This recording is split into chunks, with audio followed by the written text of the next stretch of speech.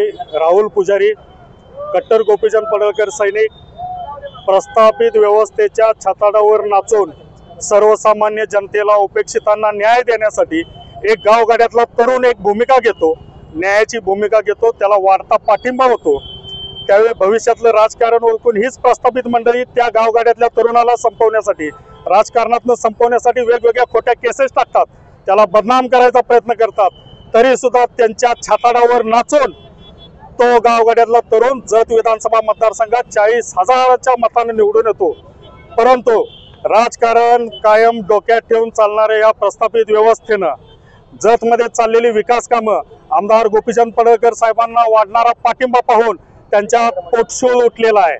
वेगवेगळ्या पद्धतीनं आमदार गोपीचंद पडळकर साहेबांना बदनाम करायचं व गावगाड्यातील एका सामान्य तरुणानं आपल्या मांडीला मांडी लावून राजकारण केलं नाही पाहिजे, या अत्यंत हलक्या बुद्धीच्या विचारानं राजकारण करणाऱ्या जयंत पाटील व त्यांच्या भ्रष्टवादी पार्टीला आमचा सर्वांचा विरोध आहे। गोपीचंद पडळकर साहेबांनी जे बोलले ते गावगाड्यातले ठेवणीतले शब्द वापरले, त्याचा एवढा राग यायची त्यांना काय गरज आहे? ज्या वेळेला महाराष्ट्राचे मुख्यमंत्री माननीय देवेंद्र फडणवीस साहेब यांच्या कुटुंबावरती वेगवेगळे आरोप केले, माननीय मुख्यमंत्र्यांची जात काढली गेली, माननीय प्रधानमंत्र्यांची मोदी साहेबांच्या आईची थोडक्यात एआयच्या माध्यमातून विटंबना केली गेली, त्यावेळी कुठे गेलेली यांची संस्कृती, कुठे गेलेली यांची राजकीय परंपरा?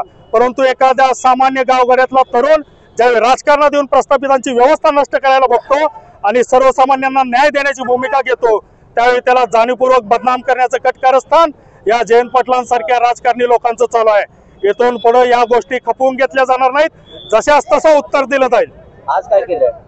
आज त्यामुळं ज्या पद्धतीनं ही राजकारणी प्रस्थापित व्यवस्था आमच्या नेत्यांना बदनाम करायचा प्रयत्न करत आहेत, त्याला विरोध म्हणून आमच्या नेत्याचा दुग्धाभिषेक घालून त्यांच्या प्रतिमेला आम्ही पूजन केलेलं आहे। जयंत पाटलांच्या बाबतीत गोपीचंद पडळकरांचे वक्तव्य केलं, त्या बाबतीत अहो ते सामान्य गावगाड्यातले ठेवणीतले शब्द आहेत, हो एवढा राग यायची काय गरज आहे?